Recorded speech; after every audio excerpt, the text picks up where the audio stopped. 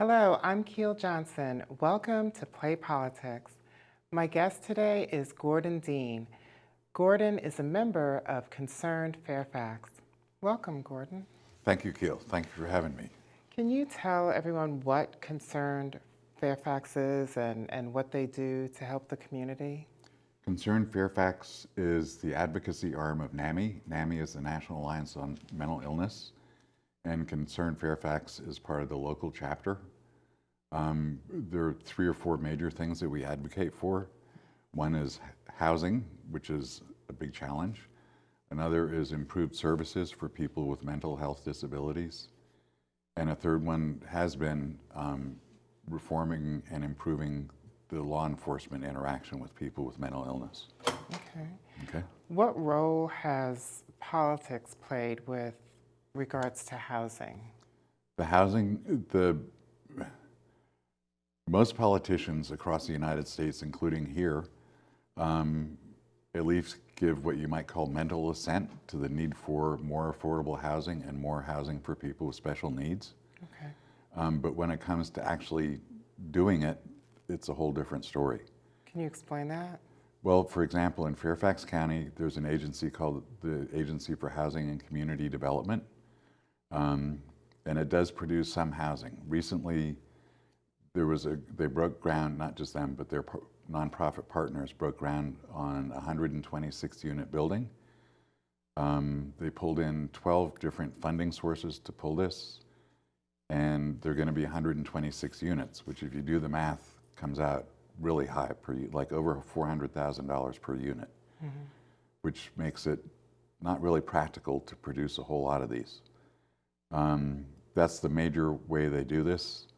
They recently had something called the Affordable Housing Work Group, where a group of nonprofit developers and county officials came together.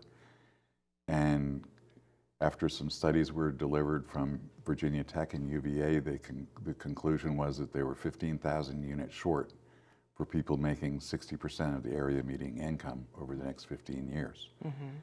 The area median income is about 122,000. So unfortunately, they then decided, well, we can only swallow or handle 5,000 out of the 15,000 that we need. So they at least put out a tentative plan to produce 5,000 units in 15 years. What they haven't done is include any people in the community.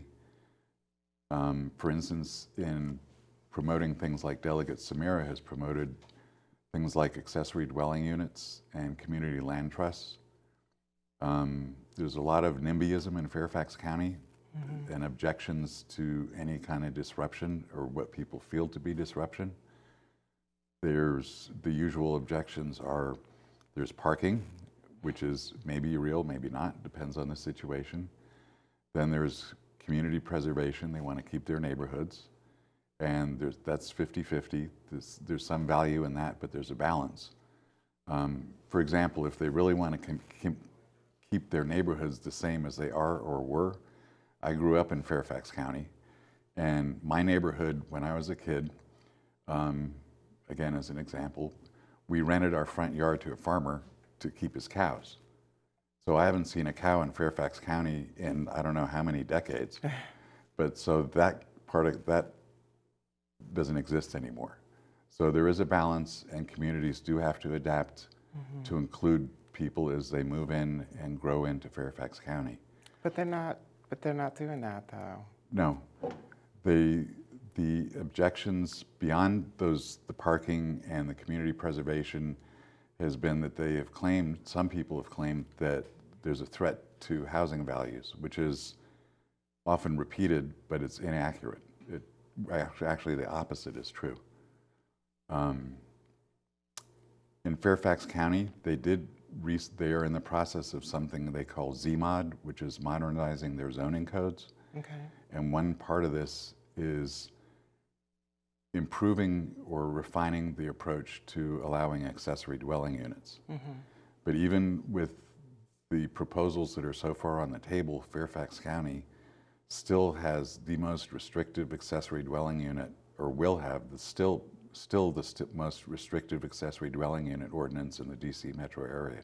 Okay, and is that because we're close to DC and there's politicians? Is that the reason why? Not because we're close to DC so much, because DC's is much more liberal, as is Arlington and Montgomery counties. It comes back to NIMBYism and community objections. Okay. And it takes a lot of fortitude on the part of the supervisors and their staff, because the staff is they're the ones that get yelled at, Gotcha. to rise above it and overcome it.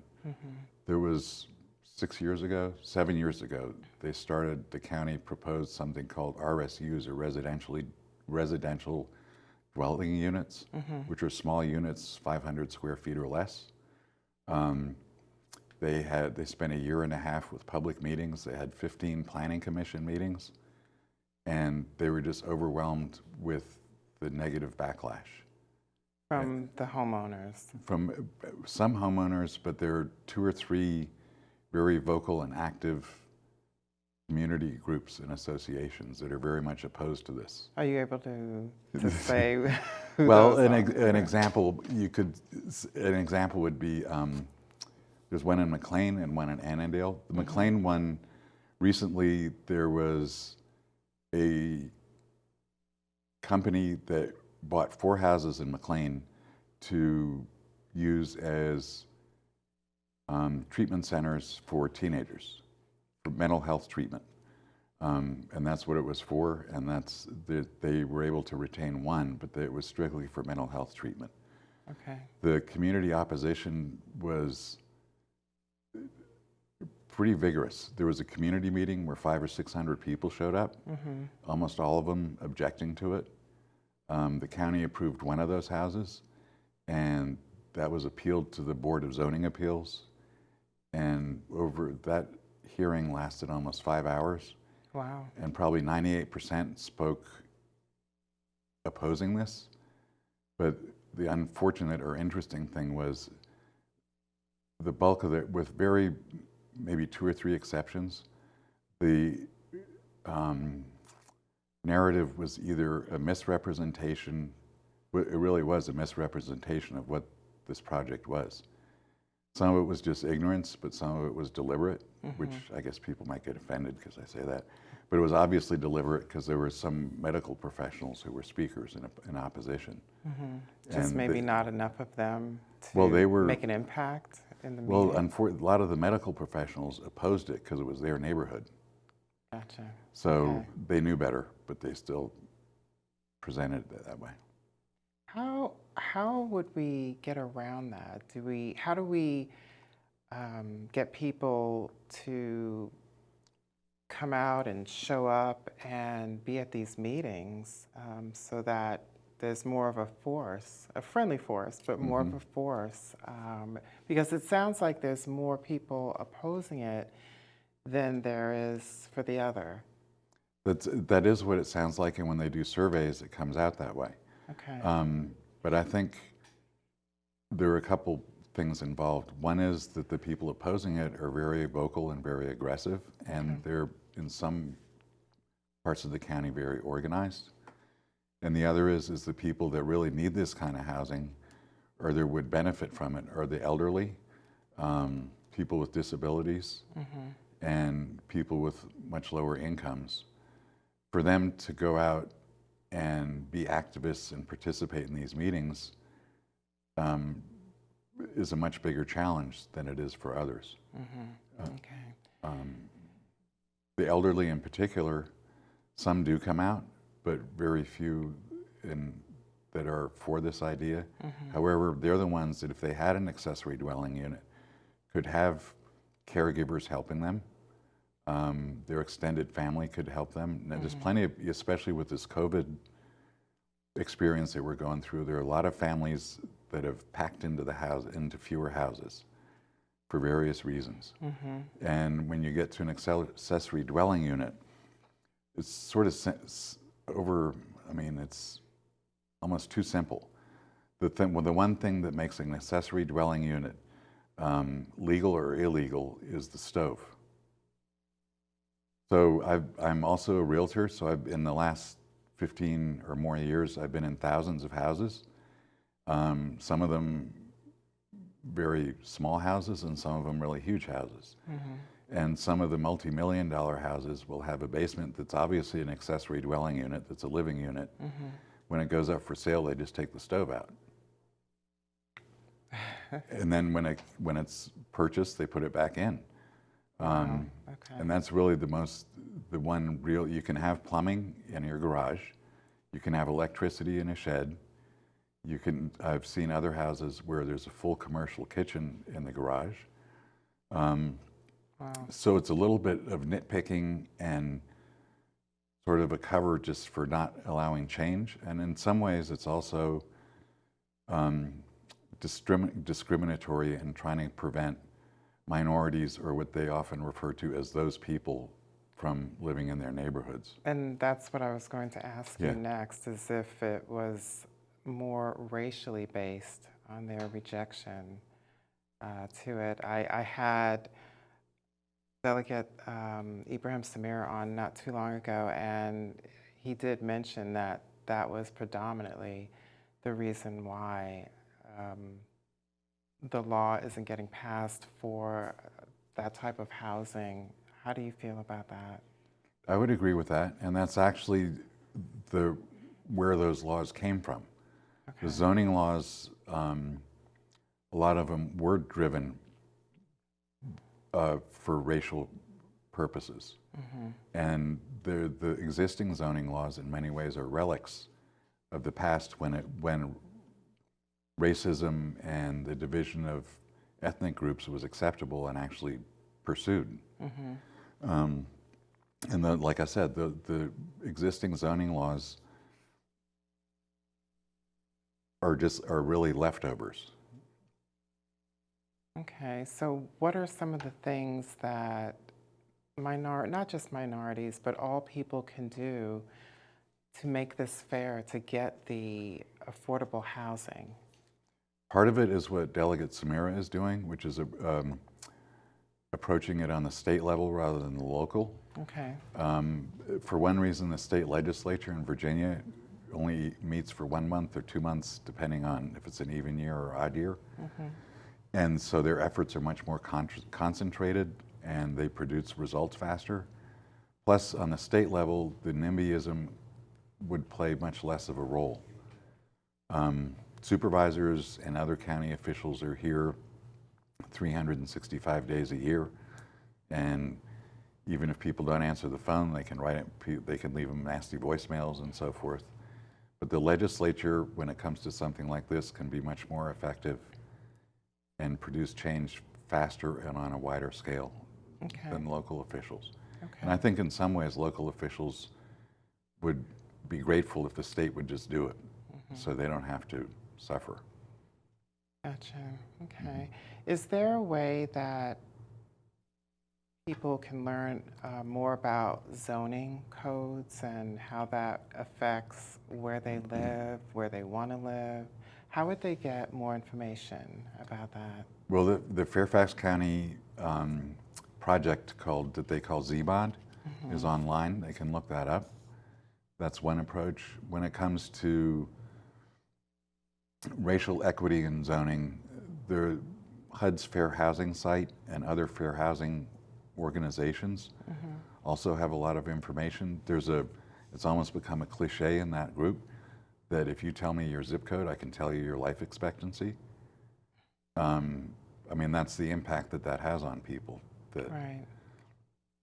And it's mostly gradually, as people build, their confidence grows that they can actually accomplish something like this, and they start talking to their politicians and legislators, then it will change. We have lots of examples in history of things that have changed after a pretty long time, like gay rights, for example, or there's dozens of others, where people were cautious at first because of the backlash, and gradually momentum built, and then change happened. Okay. What about the people that work or they live an hour and a half to 2 hours away because they can't get affordable housing closer, how would they even find the time to get their voice heard? It sounds a little bit like a vicious cycle because by the time they get home, they're so tired from being on the road that they don't do anything. That's true. I mean, their examples would be police officers, firefighters, nurses, retail workers, and so forth. Firefighters, for example, work 24-hour shifts. So a lot of them live a long way away. And on their shift, they stay in the firehouse, but they live an hour and a half, 2-3 hours away, which they go to on their days off because they get them in a clump. Police officers are the same way. A lot of nurses also work 12-hour shifts. I mean, most nurses nowadays work 12-hour shifts. So they don't have the time or the energy to go and fight for this stuff. School teachers, likewise. Right, right. The accessory dwelling units might gradually have an impact on that. Community land trusts, which is something that Habitat for Humanity works with sometimes. I don't think we have them here, conservation land trusts, but that's for wealthy people to get tax credits. Okay. Community land trusts are different. Richmond has a couple where a family donated some land and a developer also donated some land.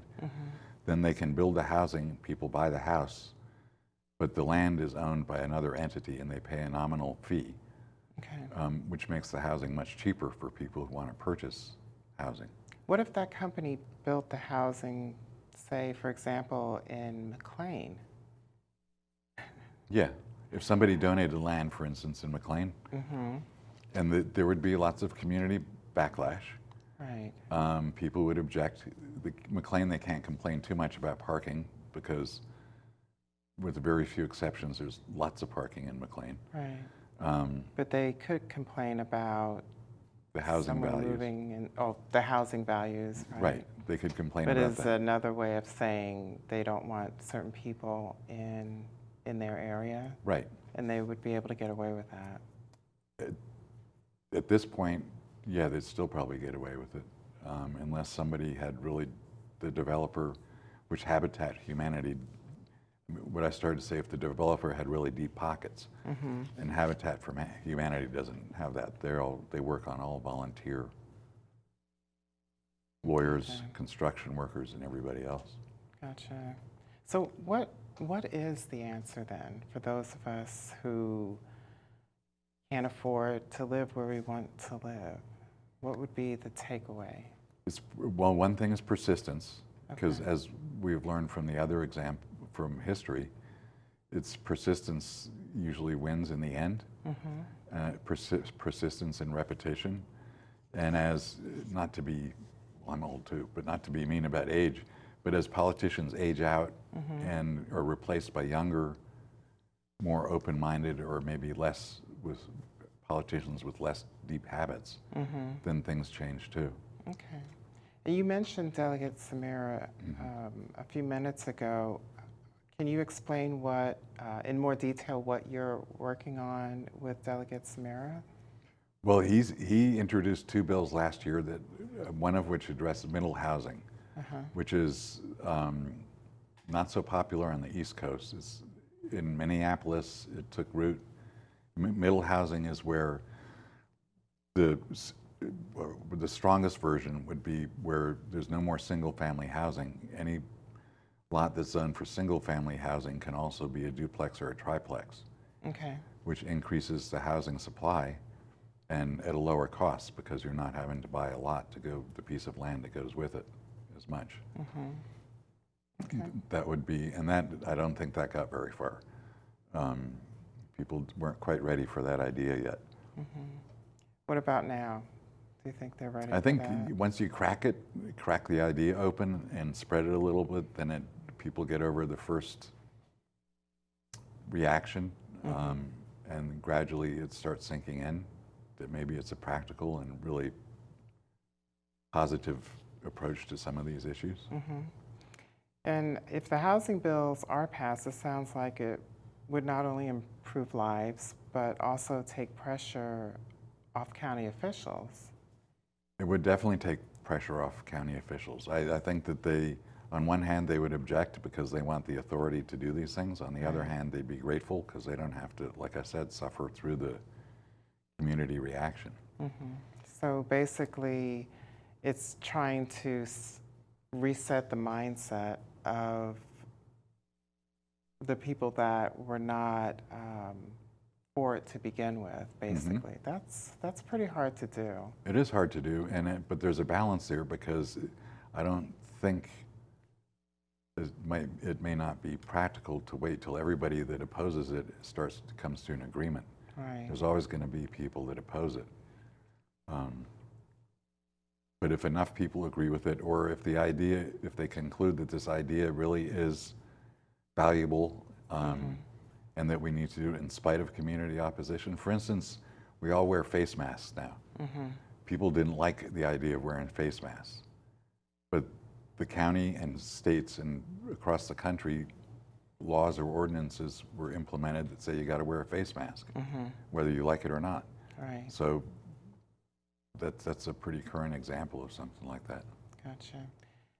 How, if people that are watching right now, how can they get more involved, for example, with the organizations that are trying to help push the affordable housing through? What could they do? Well, they can contact Delegate Samira. His assistant won't like this, but who depends. If they go ahead and contact her. There's also the Northern Virginia Affordable Housing Alliance. Okay. And there's some other statewide groups that are building up momentum. And recently, I would say in the last year and a half, a lot of these affordable housing advocacy groups have become much more active. They've also adapted to the times, and their ideas are more creative than they have been in the past. Gotcha. We're almost out of time, but I wanted to mention that it seems like the housing issue is not really talked about in debates from either side. Why is that?